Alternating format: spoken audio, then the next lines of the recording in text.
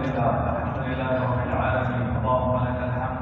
آمنا بك ربنا وبملائكتك وكتبك ورسلك واليوم الآخر وقدر خيره وشره، ونشهد أن لا إله إلا أنت. رضينا بك ربا وبالإسلام دينا، ونشهد أن سيدنا محمدا عبدك ونبيك وخاتم رسلك.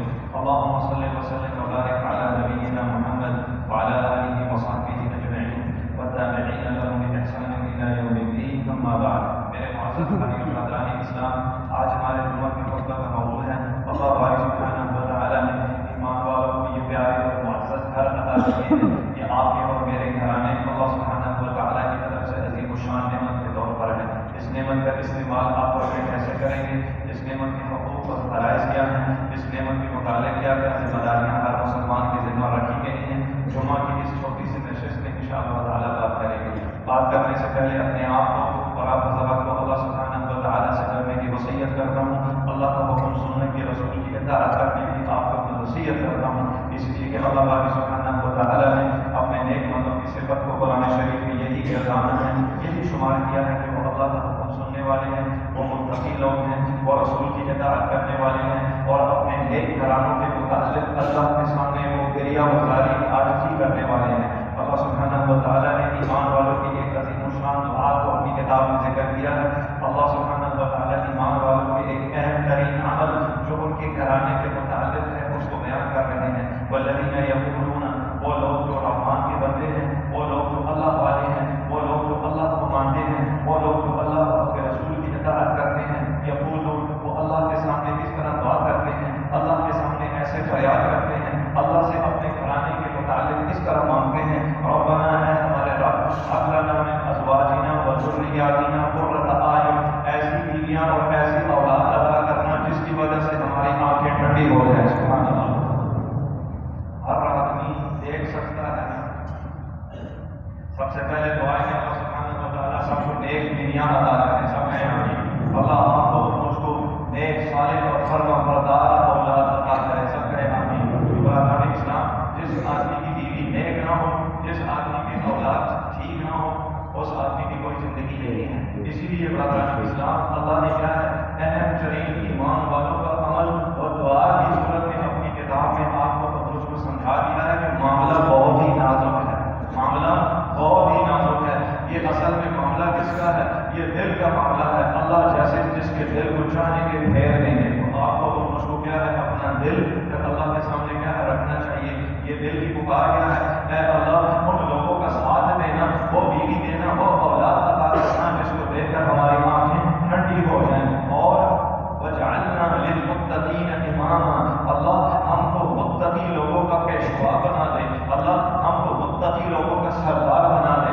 اللہ ہم کو ایمان والوں کے اجتماع کا حصہ بنا دے. سبحان اللہ. یہ عظیم الشان دعا ہے برادران اسلام. یہ دعا آپ کو یاد کرنی چاہیے. اپنی ہر نماز میں آپ کو اس کو پڑھنا چاہیے. اپنی آل اولاد کی یہ دعا آپ کو کیا ہے میراث کے طور پر، ورثے کے طور پر ان کو سکھانی چاہیے. قرآن کریم کی آیت ہے یہ، سورۃ الفرقان کی آیت نمبر 74 ہے. سورۃ الفرقان 19واں پارہ آیت نمبر 74 ہے. ہر نماز کے بعد اس دعا کو پڑھنے کا اہتمام کریں. جو شخص شادی کرنا چاہتا ہے اور جو شخص شادی کر چکا ہے، ہر مسلمان کی ذمہ ضروری ہے کہ اس دعا کو لازمی پکڑے. اللہ نے اس دعا میں کیا ہے بہت ہی عظیم الشان اثر رکھا ہے. بگڑی ہوئی اولادیں انشاءاللہ ٹھیک ہو جائیں گی اور بگڑے ہوئے آپ کے گھرانے انشاءاللہ ٹھیک ہو جائیں گے. تو برادران اسلام، اللہ سبحانہ و تعالیٰ آپ کے اور میرے گھروں کی خصوصیت کو، آپ کے اور میرے گھرانے کی اہمیت کو بیان کرتے ہوئے ارشاد فرماتے ہیں واللہ جعل لکم من بیوتکم سکنا. مسلمان کا گھر ہوٹل نہیں ہے. بات سمجھ میں آ رہی ہے؟ مسلمان کا گھر ہوٹل نہیں ہے نا جس کا دل چاہا آیا، کھانا کھایا اور نکل گیا، اپنی جنسی خواہشات کو پورا کیا، اور کوئی ضابطہ اور کوئی قانون نہیں ہے. نہیں، مسلمان کا گھر ہوٹل نہیں ہے. اللہ کہتے ہیں واللہ جعل لکم من بیوتکم سکنا. زمین و آسمان کے اتنے بڑے تکوینی نظام میں تم کو گھر اس لیے دیا ہے کہ تاکہ تم سکون حاصل کرو. کیا حاصل کرو؟ سکون حاصل کرو. سکون باہر کلبوں میں تو نہیں مل سکتا، باہر سڑکوں پر تو نہیں ہے نا، یا کافی شاپ پر جو ہے سکون نہیں ہے.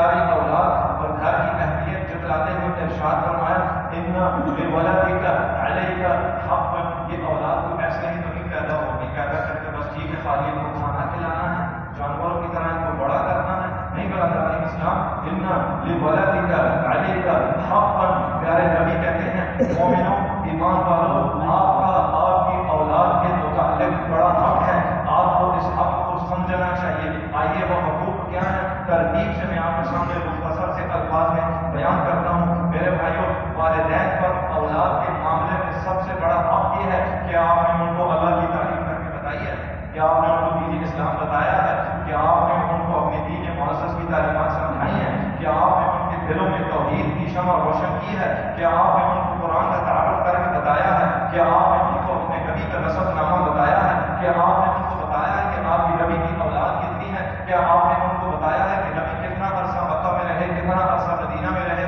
کہ آپ نے ان کو بتایا ہے کہ قرآن کریم کس طرح نازل ہوا ہے۔ یہ وہ سارے سوالات ہیں ہر مومن کو معلوم کرنے چاہیے اور اپنی اولاد کو کیا ہے سکھانے چاہیے۔ اس لیے برادران اسلام کہ اپنی اولاد کو اللہ کا تعارف کروانا یہ تمام نبیوں کی سنت ہے، یہ تمام نبیوں کا دین ہے، یہ تمام نبیوں کی وراثت ہے۔ بلکہ آئیے نبی محمد صلی اللہ علیہ وسلم کے جد امجد سیدنا ابراہیم خلیل اللہ علیہ السلام کی جو اولادیں ہیں، سیدنا اسحاق اور سیدنا اسماعیل، سیدنا اسحاق کی نسل میں اللہ نے 40,000 نبی بھیجے ہیں برادران اسلام۔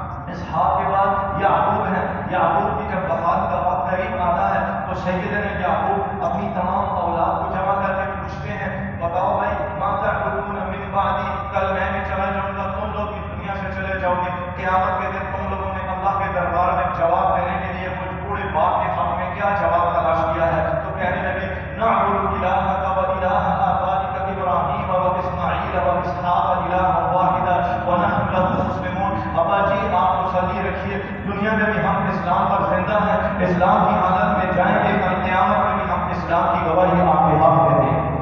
تو یہ آپ نے برادران اسلام اپنی اولاد کو سکھانا ہے، کم سے کم اللہ کا دین کو ان کو معلوم ہونا، کم سے کم دین اسلام کی بنیادی اساس ان کو معلوم ہونی چاہیے، ان کو معلوم ہو کہ اللہ کون ہے، اللہ رازق ہے، اللہ مالک ہے، اللہ خالق ہے، اللہ شافی ہے، اللہ صحت دینے والا ہے، اللہ ہے جو تمام کائنات کا نظام چلانے والا ہے۔ یہ چھوٹے سے بچے کے دل میں جب آپ کے ایمانیات داخل کریں گے نا تو بڑے ہونے تک انشاءاللہ تعالیٰ وہ اپنے دل میں ایمان کی مضبوط جڑ پائے گا، اس کے سامنے ساری دنیا ہیبت کی وجہ سے جھک جائے گی، وہ اللہ تعالیٰ قرار پائے گا۔ اس کے بعد برادران اسلام آئیے اپنے گھروں کو کیا ہے ہوٹل مت بنائیے، اپنے گھروں کو کیفے مت بنائیے، اپنے گھروں کو سوشل میڈیا کے بیجا استعمال کرنے کی جگہ مت بنائیے، اپنے گھروں کو اخلاقی اقدار سے ہمکنار کریں، اپنے گھروں کو ایمان سے، عمل سے، کردار سے منور کریں، اپنے گھر میں بیٹھے ہوئے بچوں کو برادران اسلام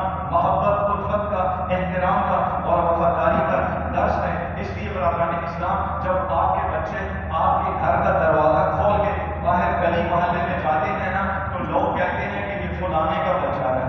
کیا کہتے ہیں؟ یہ تو نہیں کہتے کہ یہ فلانا ہے، کیا کہتے ہیں؟ یہ فلانے ماں باپ کا بچہ ہے۔ تو تعریف کس کی ہوتی ہے یا پھر برائی کس کی جاتی ہے؟ ماں باپ کی جاتی ہے۔ بات سمجھ میں آ رہی ہے نا؟ آپ کا اور میرا معاشرہ کیا ہے؟ وہ اقدار پر قائم ہے۔ چھوٹے سے کلمہ کہنے کی وجہ سے، چھوٹی سی عبارت کہنے کی وجہ سے پوری ہسٹری اور پوری تاریخ کیا ہے بتا دی جاتی ہے۔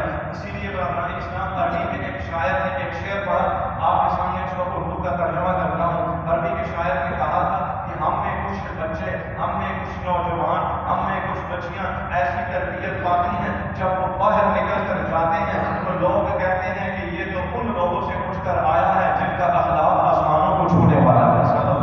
دیکھا آپ نے برادران اسلام کہ یہ کردار، یہ تربیت کا، یہ درس کا، یہ آپ کی اور میری جھولی ہے، یہ آپ کی اور میری آغوش ہے، یہ آپ کے اور میرے معزز گھرانے کی چار دیواری ہے برادران اسلام۔ اسی لیے میرے بھائیوں نبی صلی اللہ علیہ وسلم نے کیا ہے اپنے صحابہ کرام کی جوان ہوتی ہے اولاد کی تربیت کا خصوصی طور پر خیال رکھا ہے۔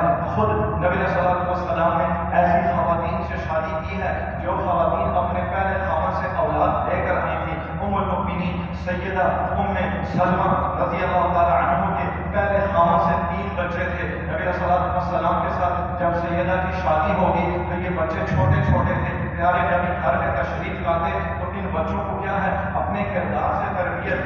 پیارے بچوں کو اپنے ساتھ بٹھا کر جب کھانا کھلاتے، حالانکہ کیا ہے اولاد دوسرے خاوند کی ہے، آپ کو جذبات سمجھ آ رہے ہیں نا، نبی کا گھرانہ سمجھ آ رہا ہے نا، نبی کی کچھ خواتین ایسی ہیں، آپ کی اور میری مائیں کچھ ایسی ہیں جن کی پہلے خاوند سے اولاد ہے، 2 3 بچے ہیں، ایسا کون کردار پیش کرے گا برادران اسلام؟ آپ کے نبی جیسا کوئی بھی دل نہیں رکھ سکتا۔ نبی صلی اللہ علیہ وسلم ان بچوں کو اپنے پاس بٹھاتے، ان کو کیا ہے نماز پڑھنے کا طریقہ بتاتے، اور خصوصی طور پر کھانا کھاتے ہیں تو ادب سکھاتے، کہتے یا غلام سم اللہ، او میرے بیٹے اللہ کا نام لے، بسم اللہ پڑھ، اس کے بعد اپنے سامنے کے حصے سے کھانا کھا اور پورے برتن میں ہاتھ مارنے کی کوشش نہ کر سکتا۔ آپ نے دیکھا ادب کی بنیاد کہاں سے شروع ہوئی ہے؟ کھانا کھانے سے، ساتھ مل کر بیٹھنے سے۔ دسترخوان پر جو آدمی بے ادب ہونا، تو سمجھ میں آتا ہے کہ وہ تمام معاملات میں بے ادب ہوتا ہے۔ اور سمجھ میں آ گئی، جو آدمی کھانا کھانے کی تمیز نہیں رکھتا، جو آدمی کھانا کھانے کا طور طریقہ نہیں جانتا، وہ دنیا کے اور دین کے باقی معاملات کیسے کرے گا؟ اس لیے برادران اسلام، پیارے نبی کی صحبت اور تربیت سے جو تیار ہونے والے لوگ تھے، وہ تمام دنیا کے امام کیوں قرار پائے گئے؟ آئیے میں آپ کو بات بتاتا ہوں۔ الامام العادل امیر المومنین پیارے نبی کے سسر، سمجھ میں آ رہی ہے بات؟ یہ دشمتیں اور دشمتیں اللہ نے ہم کو نصیب فرمائی ہیں۔ اللہ آپ کو مشہور لوگوں کے قدموں میں اٹھنے کی توفیق عطا فرمائے۔ سب کے یہاں پیارے نبی کے سسر کون؟ امیر المؤمنین سیدنا عمر رضی اللہ تعالیٰ عنہ، وہ اپنے صحابہ کو، اپنے ساتھیوں کو کہا کرتے تھے تعلموا العربیہ، اللہ کے بندوں اپنی مادری زبان کو سنبھال کے رکھنا۔ کیا کرنا؟ اپنی مادری زبان کو سنبھال کے رکھنا، عربی کو سیکھنا۔ کیوں؟ فإنها تثبت العقل، اس لیے جو آدمی، جو مومن، جو مسلمان اپنی مادری زبان کو دین سیکھنے کے لیے سنبھال کے رکھتا ہے، عربی کو سیکھتا ہے، یہ اس کی عقل کو زیادہ مضبوط کر دیتی ہے۔ سبحان اللہ۔ اور اس کے بعد کیا ہوتا ہے؟ تزید فی المروءہ، اور جو آدمی عربی زبان کی پہچان رکھتا ہے نا، اللہ اس کے کردار میں نکھار کو پیدا کر دیتے ہیں، اس کا کردار نکھر جاتا ہے، اس میں محبت پیدا ہو جاتی ہے، اس میں محبت کا مطلب کیا؟ اس میں حسن اخلاق پیدا ہو جاتا ہے۔ تو برادران اسلام، آپ کا اور میرا گھرانہ محبت کے علم کی پہلی سیڑھی ہے۔ جہاں پر ادب پایا جائے گا وہاں پر محبت ہوگی، اور جہاں پر محبت ہوگی وہاں پر علم کی بہار پھوٹ پڑے گی برادران اسلام۔ اور آپ کو اور مجھ کو پھر اللہ کا یہ فرمان یاد رکھنا چاہیے کہ رفع اللہ الذین آمنوا منکم والذین اوتوا العلم درجات۔ اگر صحابہ کے بعد کسی چیز میں آپ اور میں منافست کر سکتے ہیں، دوڑ لگا سکتے ہیں، مسابقت کر سکتے ہیں، صحابہ کے درجات کے بعد اگر کوئی چیز آپ کو اور مجھ کو ان لوگوں کی مساوی لے جا سکتی ہے، تو وہ ایک ہی چیز کی برادران اسلام، وہ علم کا حاصل کرنا۔ کیا ہے؟ علم کا حاصل کرنا ہے۔ علم کی وجہ سے اللہ سبحانہ و تعالیٰ آپ کے اور میرے درجات کو بلند کریں گے۔ علم کی وجہ سے اللہ سبحانہ و تعالیٰ آپ کو اور مجھ کو کیا ہے؟ سرداری عطا کریں گے۔ علم کی وجہ سے اللہ سبحانہ و تعالیٰ آپ کے اور میرے گھرانوں کو اسوہ حسنہ اور قابل تقلید مثال اور نمونہ بنا دیں گے۔ اللہ سبحانہ و تعالیٰ آپ کو اور مجھ کو اپنے گھرانوں کی حفاظت کرنے کی توفیق عطا فرمائے۔ صلی اللہ تعالیٰ علی نبینا محمد وعلی آلہ وصحبہ اجمعین برحمتک یا ارحم الراحمین۔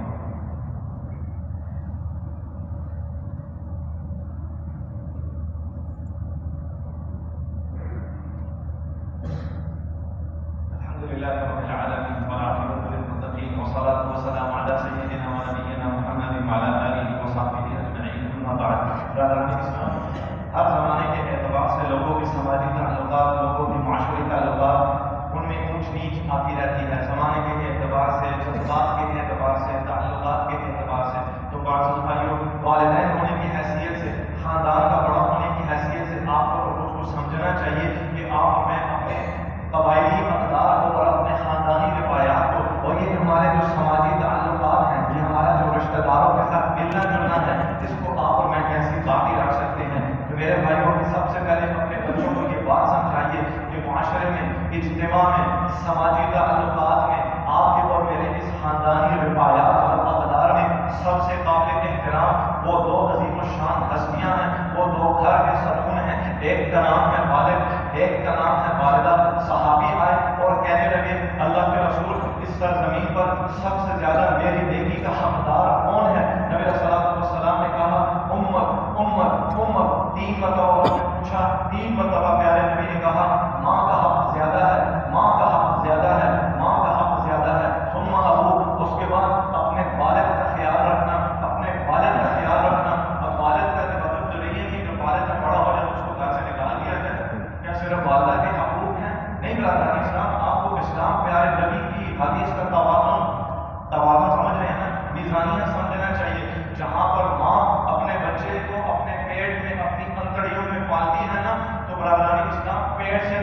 بعد پھر ساری زندگی باپ پالتا ہے. بات سمجھ میں آ گئی؟ پیٹ سے نکلنے کے بعد پھر پوری ذمہ داری کس کی ہے؟ رزق کھلانے کی، وہ باپ کی ہے نا. وہ علیحدہ بات ہے کہ ماں کی نازک دستی ایسی ہے کہ پیارے نبی نے ماں کا حق زیادہ بیان کیا ہے. اللہ سبحانہ و تعالیٰ سب کے والدین کو حسین عطا فرمائے، سب کا سر سایہ قائم رکھیں، سب کہیں آمین. برادران اسلام پیارے نبی کہتے ہیں میرا دل کرتا ہے نا کون کون جنت میں جانا چاہتا ہے؟ بولیے بھائی کون کون جنت میں جائے گا؟ پیارے نبی کہتے ہیں آپ کا باپ آپ کا والد جنت کا درمیانہ دروازہ ہے، دل کرتا ہے تو کھول کے جنت میں چلے جاؤ.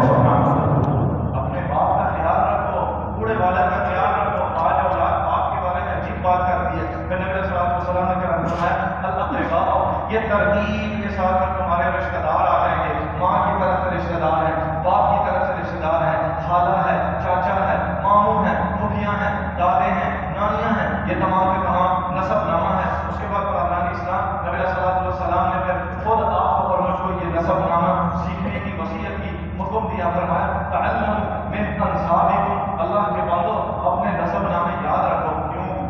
فخر کرو گے، غرور کرو گے، تکبر کرو گے؟ نہیں، فخر کے لیے نہیں، غرور کے لیے نہیں، تکبر کے لیے نہیں. کیوں؟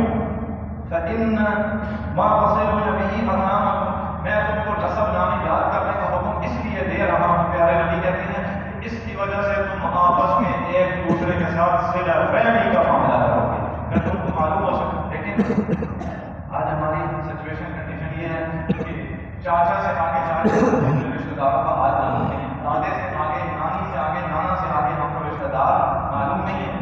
تو اس کی وجہ کیا ہے؟ اس کی وجہ یہی ہے کہ ہم نے اپنے کیا ہے رشتہ داروں کی پہچان نہ اپنے بچوں کو کروائی ہے نہ ہم نے خود کی ہے. اسی لیے پیارے نبی نے کہا تعلموا من انسابکم، اللہ کے بندو اپنے نسب ناموں کو یاد کرو. کیوں؟ نسب نامے کی وجہ سے تم آپس میں ایک دوسرے کے ساتھ صلہ رحمی کرو گے. اور جب تم صلہ رحمی کرو گے نا تو میں تم کو پھر ایک اللہ کی طرف سے خوشخبری دیتا ہوں. کیا خوشخبری ہے؟ فإن صلة الرحم محبة فی الأہل، یہ ٹوٹے ہوئے دل رشتہ داری نبھانے کی وجہ سے آپس میں جڑ جائیں گے. یہ نفرت کا ماحول ختم ہو جائے گا. یہ جو تم سالوں بعد ایک دوسرے سے منہ اٹھا کے ادھر ادھر پھر رہے ہو، یہ سچویشن، یہ کنڈیشن تمہاری بدل جائے گی، تمہارے دلوں میں محبت آ جائے گی. دوسرا انعام کیا ہوگا؟ مسرۃ فی المال منصبۃ فی الاثر.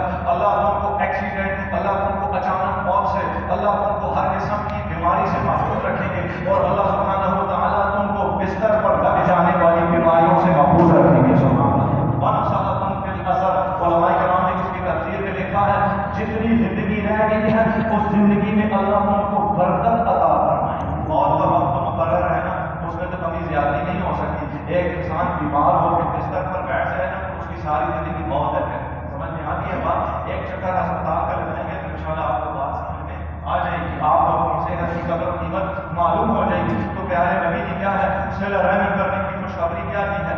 یہ صلہ رحمی کرنے کی خوشخبری آج آپ اپنی اولادوں کو لازم بتائیں. اس حدیث شریف کو لکھ کے اپنے گھروں میں لٹکا لیں کہ جو بچے، جو جوان، جو بچیاں صلہ رحمی کرتی ہیں اللہ ان کو 3 انعام دیتا ہے. ایک، اللہ ان کے گھرانوں کو جوڑ دیتا ہے.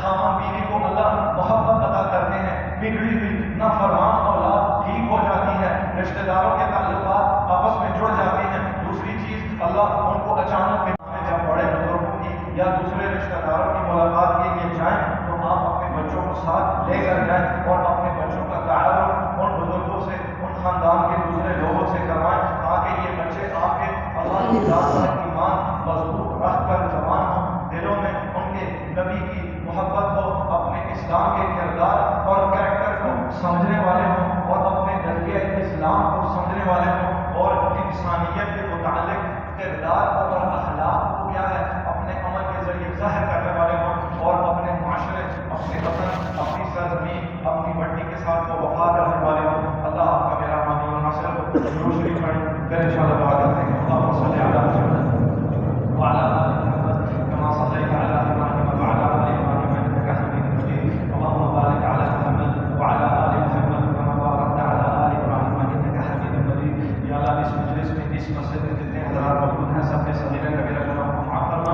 سب کی جان مال اولاد برکت نصیب فرما. خلفائے راشدین ابو بکر، عمر، عثمان و علی، آل نبی، ازواج نبی، اہل بیت نبی، ہر ایک مسلمان مال اور دولت سے راضی ہو جائے. یا اللہ ہمارے گھرانوں کی